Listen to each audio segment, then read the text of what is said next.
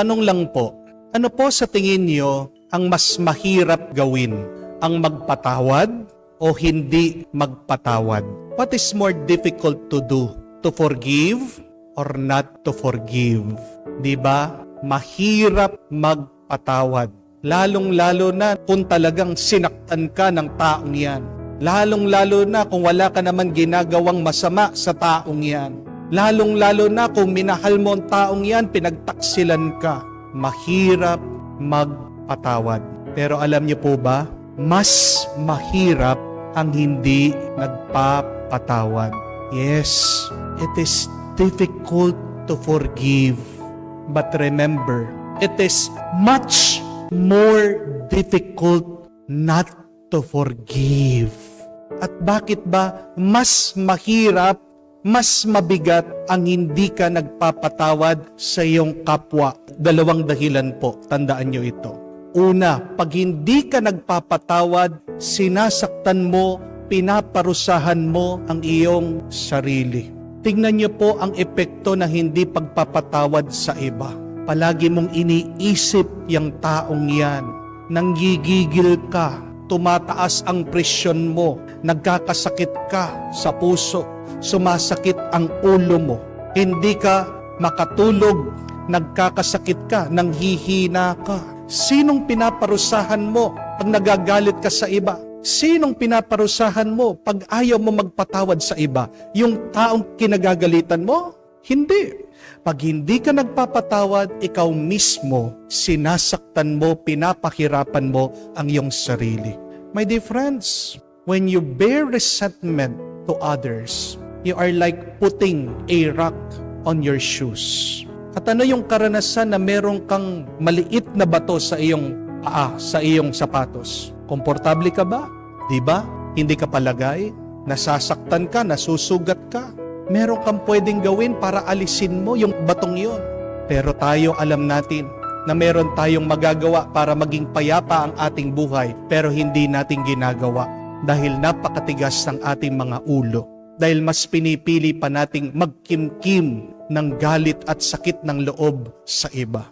Sinisisi natin ang ibang tao sa ating nararamdaman na nakakalimutan natin na ang susi ng ating isip at puso ay tayo lang ang humahawak. Tandaan po natin, pag ikaw ay may sakit ng loob sa iba, parang pinapatira mo sila ng libre sa iyong isip, sa iyong puso. Napakabait mo naman. Bakit mo pinapatira ang taong yan na hindi mo naman pinagbabayad? Wala dapat iba ang manatili sa ating isip at puso kung hindi ang Diyos at kung hindi ang ating mga minamahal. Hindi po ba? Pero bakit hinahayaan natin tumakbo, manirahan ang mga taong nakasakit sa atin sa ating mga isip at sa ating mga puso? Yan ang problema natin. Pero pangalawa, ano ang hirap ng hindi pagpapatawad sa iba? Tandaan niyo po na hindi ka babasbasan ng Diyos pag may sakit ka ng loob sa iba. What prevents us from receiving God's grace and blessing? It is our unforgiveness. Remember that. What blocks God's blessing is your inability to forgive the other. Utos ng Diyos sa atin ang magpatawad. Narinig natin, paano ko kayo papatawarin sa inyong mga kasalanan kung hindi kayo marunong magpatawad sa iba? If you forgive the transgressions of others, your transgressions and sins will also be forgiven by God. Palagi natin dinadasal ang Ama namin, pero mukhang hindi tumatatak at nag-uugat sa ating isip at puso. Palagi nating sinasabi, patawarin mo kami sa aming mga pagkakasala, kung paano kami din nagpapatawad sa kasalanan ng aming mga kapwa. Mga kapatid, may dahilan bakit ikaw ay naghihirap. May dahilan bakit hindi ka masaya. May dahilan bakit maaaring may sakit ka. Suriin natin, tignan natin, sino pa ang hindi ko napatawad sa aking buhay. Bakit nga nahihirapan tayong magpatawad sa iba? Tatlong dahilan. Una, baka meron kang pride, kataasan ng loob. Ungodly pride will prevent us to forgive others. But secondly, self-righteousness, pagmamalinis. Ang palagi nating sinasabi na, Bakit ako sinaktan? Bakit ginawan ako ng mali? Wala naman akong ginawang kasalanan sa iba. Pagmamalinis. Pero pangatlo, kaya nahihirapan tayong magpatawad dahil gusto nating maghiganti. As long as you have the desire to get revenge, it will be very difficult for you to forgive other people. Huwag nating kalimutan ang turo ni Jesus. Ang Diyos lamang ang maghihiganti. Ang Diyos lamang ang gagawa ng pagkakapantay-pantay ng iba. Vengeance is yours, not mine. Ang Diyos ang maghihiganti sa iyo. Hindi ikaw dapat ang maghiganti para sa iyong sarili. Dahil tandaan niyo po mga kapatid, that when you seek revenge, you dig two graves. Bakit ikaw ay humuhukay ng dalawang libingan pag gustong maghiganti sa iba? Dahil unang libingan para sa iyong kaaway. Pero sa pamamaraan mo na gustong makapaghiganti, ikaw din mismo ay masasaktan at mapapahamak. Sa iyo ang pangalawang hukay. Sa iyo ang pangalawang libingan. Tandaan niyo po yan. Mga kapatid, mas mahirap ang hindi nagpapatawad. Magpatawad tayo. Hindi para sa taong nakasakit sa atin, pero magpatawad tayo para sa ating sarili. Para sa sarili mong kapayapaan. At para makapagpatawad ka, kailangan paulit-ulit mo itong gawin sa kaibuturan ng iyong puso sa pamamagitan ng panalangin. Kaya nga ang salita ay forgive. Hindi lang one give, hindi lang two gives, hindi lang three gives. Forgive. Ibig sabihin, paulit-ulit mong patawarin ang taong yan sa pamamagitan ng pagpapakumbaba at pananalangin. Subukan mo, I forgive, I forgive, I forgive, I forgive. Bawat bumabalik ang masakit na alaala, ulit-ulitin mong sabihin sa pamamagitan ng dasal, pinapatawad kita, pinapatawad kita, pinapatawad kita, pinapatawad kita. At yan ang maglilinis sa iyong isip, sa iyong puso. At pag wala ng balakid ng galit at sakit ng loob, diyan papasok ang pagpapala, grasya at bendisyon ng Diyos sa iyo. Alam niyo po ba ang ibig sabihin ng blessed? To be blessed means to be fortunate and happy. Sino mga mapapalad? Sila yung mga masasaya. Paano maging masaya? Simple lang.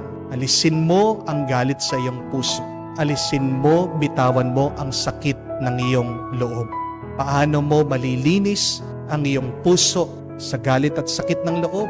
Magpatawad ka. Paano magpatawad? Paulit-ulit mo itong naisin at ipagdasal mo ang nakasakit sa iyo.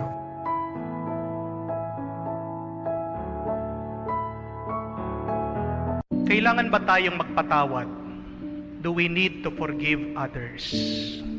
Bakit ba tayo magpapatawad? Deserve ba ng iba na patawarin natin sila? Na ngayong alam natin, napakasakit ng ginawa nila. Kailangan bang patawarin ang mga may malalang pagkakasala? Mapapatawad ba natin ang isang asawa na binubugbog niya ang kanyang misis? Sinasampal, tinatadyakan, sinisigawan, minumura, pinapahiya sa mismong harap ng mga anak niya. Kailangan bang patawarin yon?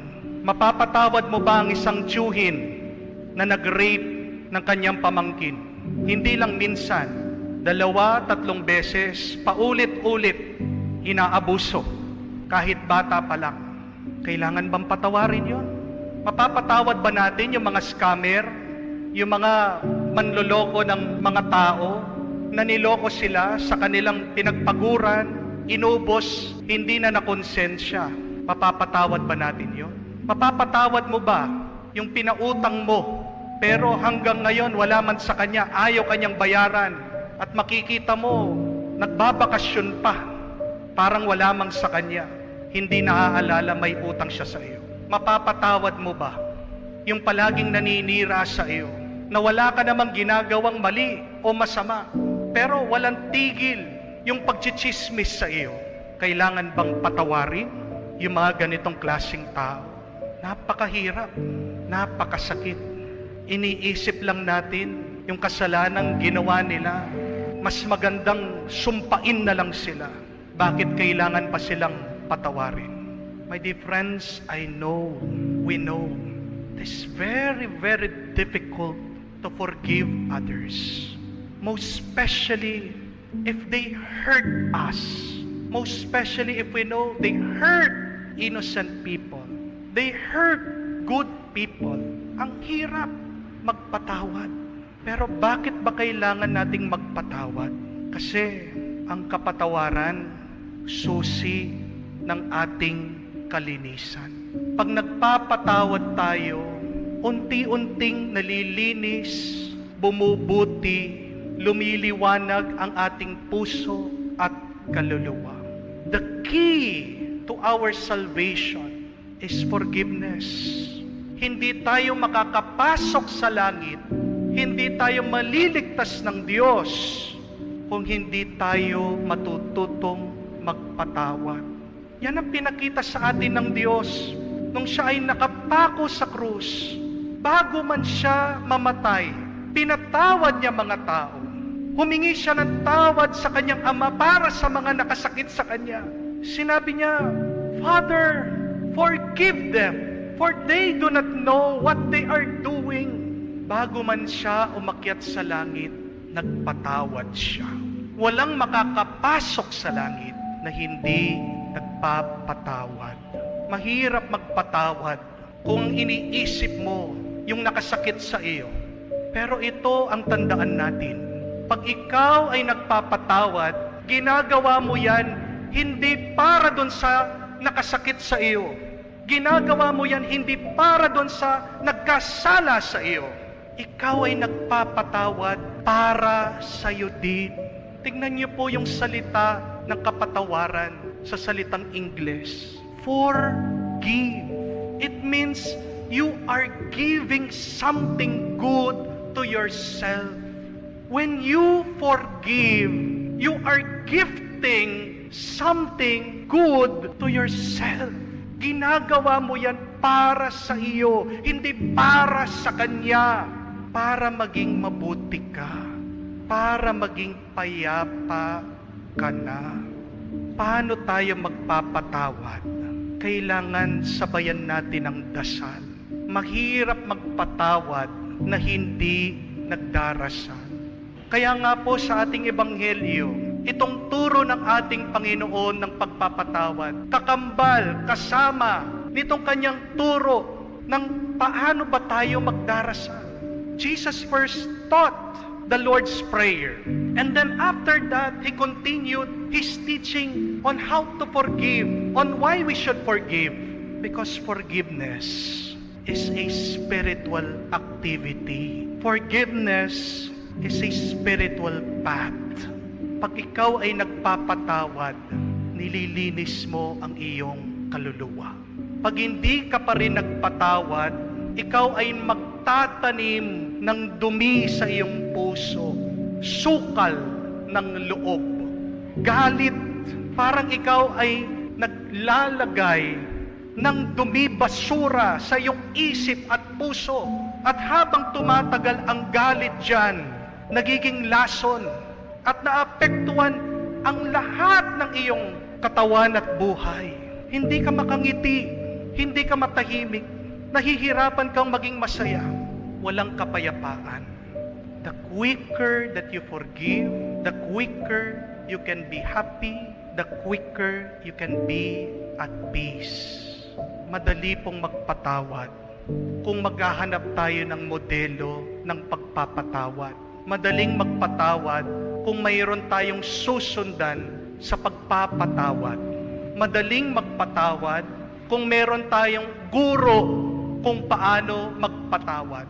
At naririto, maririnig natin sa ating dasal ng Ama namin na tayo ay nagpapatawad dahil nauunang magpatawad ang Diyos sa atin. There is no better example of forgiveness other than God, other than Jesus. Isipin niyo po, napakarami nating pagkakasala at traso sa Diyos. Ba't time and time again, He forgives us. Minsan kahit na hindi tayo humingi ng tawad, pinapatawad tayo ng Diyos. Hindi ba awa yun? Hindi ba pagmamahal ng Diyos yun? Hindi mo ba nakikitang kabutihan ng Diyos yun? Para po sa akin, isa sa modelo ng pagpapatawad ay yung sikat na si Cherry Pie Picache. Kilala niyo po siya. Naalala niyo po kung ano yung nangyari kay Cherry Pie? Pinasukan po yung bahay nila. Merong magnanakaw. Ang dinatnan po yung nanay niya. Sa pagnanakaw sa taranta, napatay nitong magnanakaw yung ina niya. Nahuli yung magnanakaw, kinulong. Alam niyo po yung ginawa ni Cherry Pie? Pinuntahan po niya, binisita po niya yung nakapatay sa kanyang ina. Nagkaharap sila. Ang sakit. Talagang umiiyak po siya. Sinabi niya kung gaano kasakit. Sinabi niya na, kinuha mo yung ina ko. Kinuha mo siya. Pero papatawarin kita. Kasi gusto niya maging masaya. Gusto niya maging payapa. My dear friends, forgive. It is for you. You deserve peace. Do not delay in forgiving. Huwag mo nang patagalin pa. Sino ba yung mga tao na napakatagal mo nang dinadala sa iyong isip, sa iyong damdamin, na naging laso na sa iyo?